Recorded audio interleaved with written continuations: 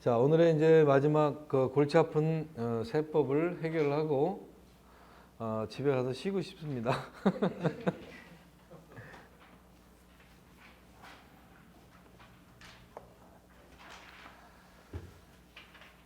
올해 참 그 세법이 많이 변화가 됐죠.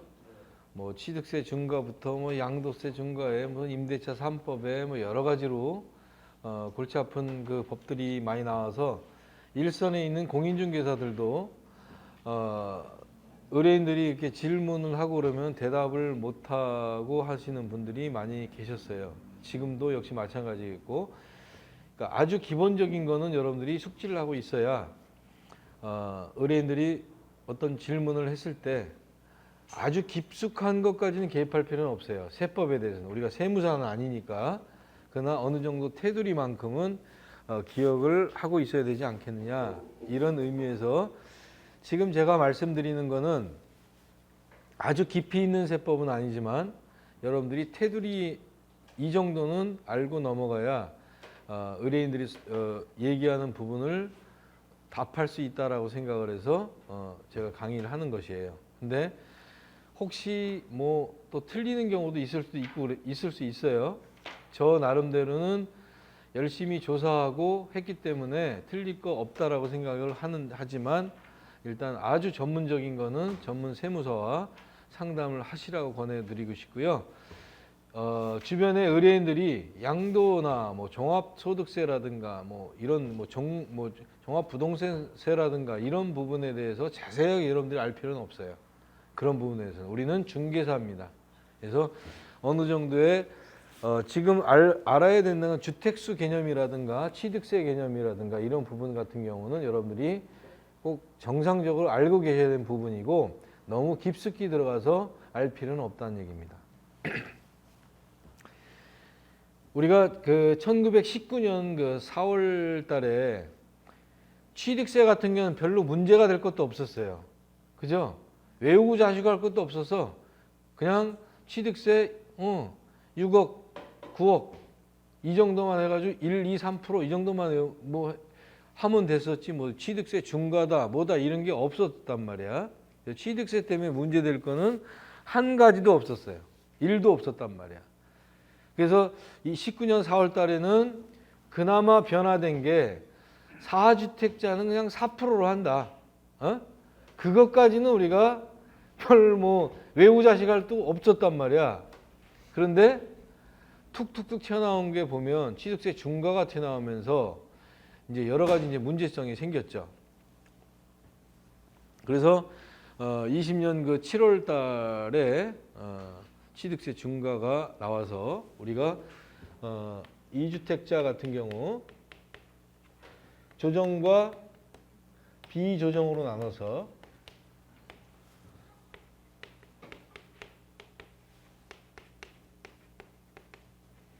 조정지역의 2주택자 같은 경우는 전에는 옛날 같은 경우 무조건 뭐 1%, 3%였었잖아요.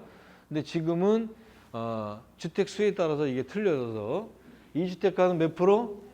8% 정도가 됐었고요. 비조정은 1에서 3% 정도. 3주택은 12%가 되고 4주택도 12%가 되고. 비조정의 3주택은 얘는 8%가 됐습니다. 자, 그럼 여기서 한 가지 중요한 사실 짚고 넘어가 보겠습니다. 내가 1주택을 가지고 있어요. 그래갖고 조정 대상 지역에 집을 하나 더 구입을 했어요. 이때 취득세는 8%가 되죠. 2주택자니까. 자, 또 1주택자가 비조정 지역에 주택 하나를 구입을 했어요. 똑같은 2주택입니다. 얘는 몇 프로?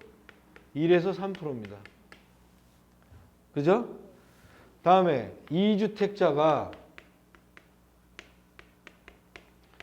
조정 지역에 주택 하나를 구입했어요. 3주택이네. 얘는 몇 프로? 12%가 됩니다. 그죠? 2주택자가 플러스 비조정 지역에 하나를 구입을 했어요. 얘는 여기 들어가는 거죠? 8%. 자, 그러면 여기서 보는 바와 같이 기존에 있는 주택이 연관이 돼야 안 돼요? 기존에 있는 주택이 관련이 있어 없어? 관련 없어요.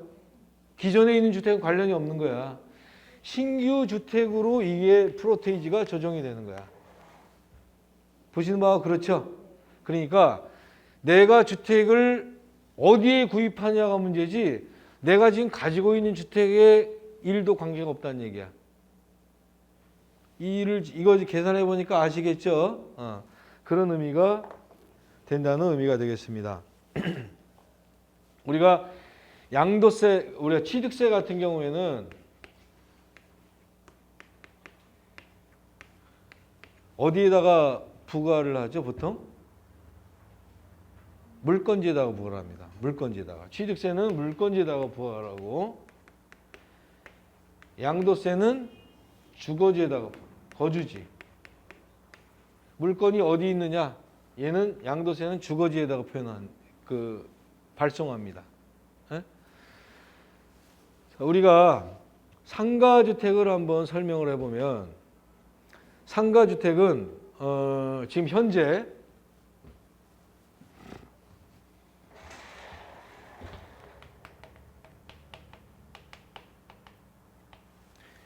현재는 취득세를 낼 때 상가주택이라는 얘기는 여기에 뭐 상가가 있고 주택이 있는 경우죠.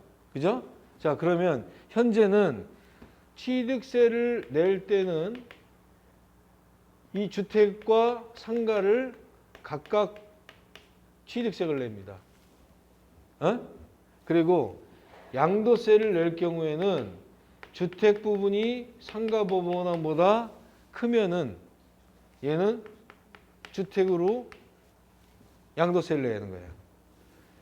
그러나 주택 부분이 상가보다 작으면 얘 같은 경우에는 상가와 주택을 따로 각각 되는 것이죠. 각각 내는 겁니다. 이 법이 아직까지는 바뀌지 않았지만 22년 이후로, 자, 22년부터 이 내용이 바뀝니다.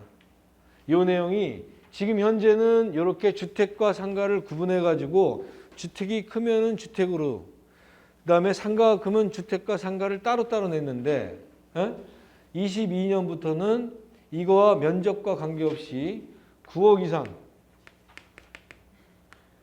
이상 상가주택 같은 경우에는 무조건 양도세를 할 경우에도 무조건 이렇게 따로 이제 분류가 됩니다. 그러니까 주택이 크고 이런 거 관계없이, 그러니까 전혀 면적과는 상관이 없는 거야. 면적과 상관없이 무조건 22년부터는 주택 따로 상가 따로 각각 부과되는 것입니다. 그럼 여기서 문제성이 뭐가 나오냐면, 우리가 이런 대려원에 있는 것들 같은 경우는 보통은 상가가 더 많이 차지하고 주택은 보통 꼭대기 하나만 있죠.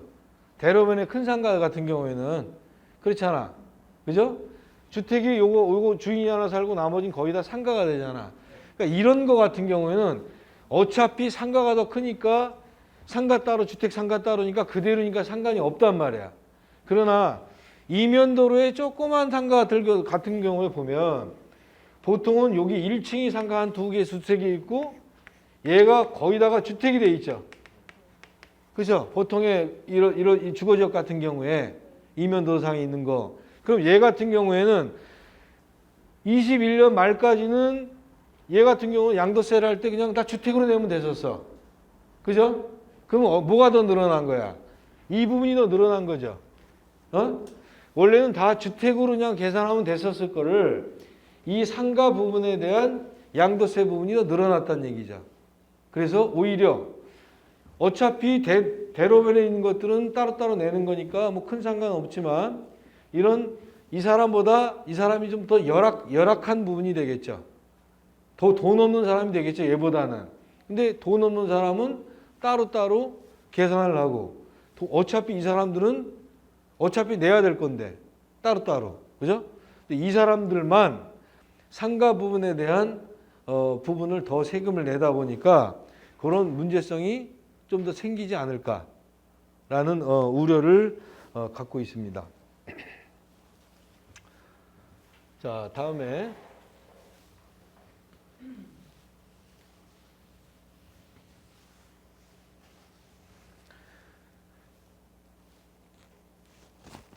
여러분들이 뭐 세율은 뭐 다 아시겠지만 원래는 6억과 그다음에 6억에서 9억, 그다음에 9억 이상 이런 식으로 되어 있었죠.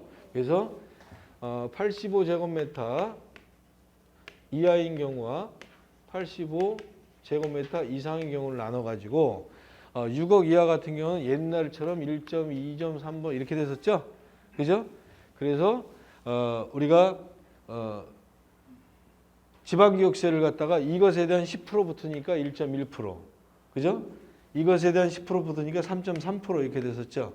그리고 여기다가 85제곱미터가 이상이 되면 농특세 0.2%가 따로 붙죠. 그래서 얘는 1.3%, 3.5% 이렇게 됐었죠. 그죠? 근데 이 부분 같은 경우에는 저번 때 말씀드린 여러분들이 외운 대로 100만 원 단위로 세분화를 시켰죠. 그래서 지금 2%가 아니라 1.01%에서부터 2.99%까지 이렇게 세율이 정해져 있죠. 그죠? 그리고 정상적인 거를 보면은 비로소 6억에서 9억 구간에서 7억 5천 정도가 되면 7억 5천만 원 정도가 되면 이때가 딱 2%가 되는 거예요. 이때가. 그러면 결론적으로 따지면 이 구간에 속하 있는 거는 7억 5천만 원 미만은 세율이 줄은 거죠. 그죠? 2%가 안 되니까. 그리고 7억 5천만 원 이상 되는 것은 2.99까지 가는 거니까 옛날에 2% 대해서 2.99까지 가는 거니까 세금이 늘어난 것이고. 그죠? 그런 식으로 이제 계산이 된 겁니다. 그래서 여러분들의 교과서에 막 그런 게 나와 있는 거 요거 있으면 요거를 지워버리고 요 계산을 갖다가 생각하시면 되겠습니다. 그죠?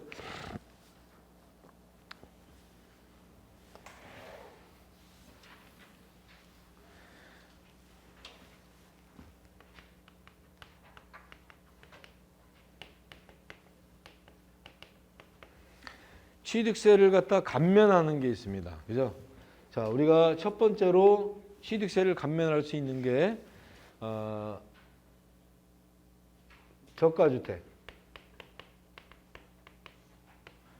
40제곱미터 이하이면서 기준시가 1억 이하에 있는 거. 이때 무주택자죠. 그러니까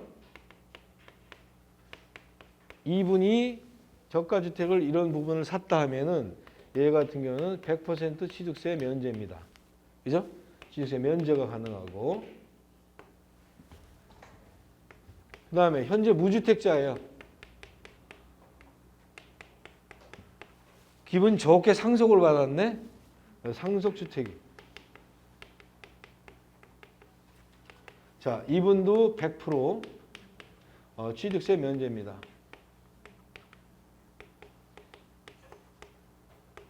그 다음에 세 번째, 나라를 위해서 봉사하신 우리 국가유공자가 있죠? 국가유공자 부분.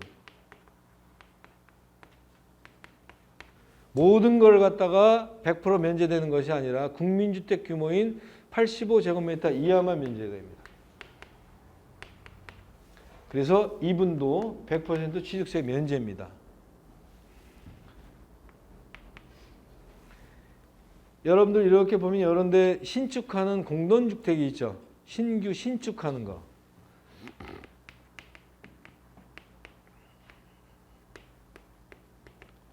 자, 이거를 얻어서 임대사업자를 냅니다. 신축 공동주택을 얻어서 임대사업자를 냅니다. 그럼 이분도 100% 공제입니다. 여기서 단이라는 단서가 붙는데, 자, 여기서 신축이라는 말은 임대사업자를 여기는 아파트는 제외하는 거예요. 아파트는 아니에요. 그러니까 오피스텔이나 다세대는 가능해. 근데 아파트는 아니야. 아파트는 빠졌어요. 그럼 이 경우에는 취득세율이 200만 원 정도까지는 100% 면제야. 근데 200만 원 이상이 많이 됐다. 그러면은 15%는 내고 85%만 감면이 되는 거예요. 감면을 해주겠다는 건지 안 해주겠다는 건지 모르겠어요. 왜냐하면 예를 한번 들어봅시다. 우리가 공동주택을 만약에 이 가격이 1억 8천이라고 생각해요. 분양가가 만약에 분양가가 1억 8천이라면은 얘는 취득세율이 얼마야? 정상적으로 따지면 1.1%로 한다면 198만 원이네. 그죠? 그렇죠? 자, 정상적으로 한다면 198만 원의 취득세가 나오죠? 그럼 얘는 면제란 얘기야. 200만 원이 안 돼 있으니까. 근데 신축 때는 것이 요거 빠졌네. 60제곱미터 이하입니다. 60제곱미터 이하. 이런 게 얼마나 있을까? 별로 없겠죠. 그러니까 해주겠다는 얘기인지 안 해주겠다는 모르겠어. 자, 그럼 만약에 예를 들어서 오피스텔 같은 걸 해봅시다. 오피스텔이 1억이야. 1억이면 얘 취득세 얼마야? 우리가 배운 대로 하면 460만 원 아니야. 4.6%니까. 취득세 460만 원 아니에요? 그럼 얘는 200만 원이 넘었으니까 100% 공제 안 되잖아. 그럼 몇 프로를 내야 돼? 15%를 내야 되는 거죠. 85%만 공제해 준다는 얘기야. 그럼 이것에 대해서 15%니까 46만 원, 23만 원 하면 69만 원이 나오겠네. 69만 원에 대한 취득세는 내라 이 말이야. 원래는 이걸 내야 되는데 460만 원을 내야 되는데 요거까지는 85%까지는 면제가 되고 15%만 내라 이거야. 이해되시겠죠? 그 다음에 5번째.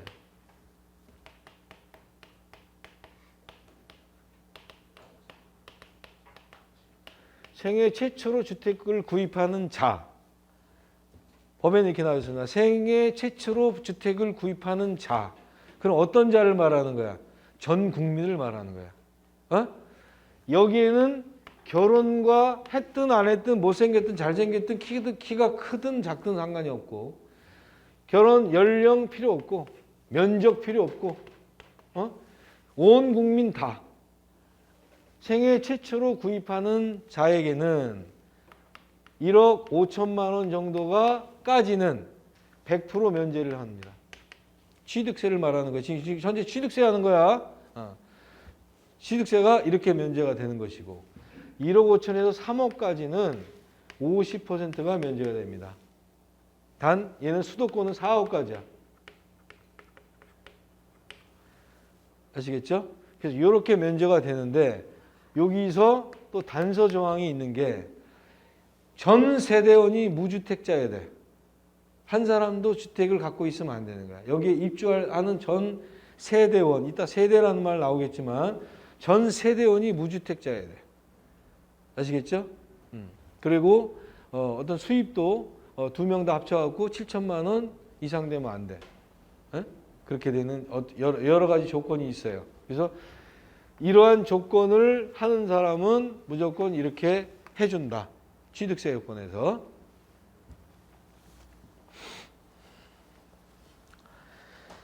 자, 요거 같은 경우에는 원래는 이거는 잘 모르겠어. 요거는 지금 생애 최초 같은 경우에는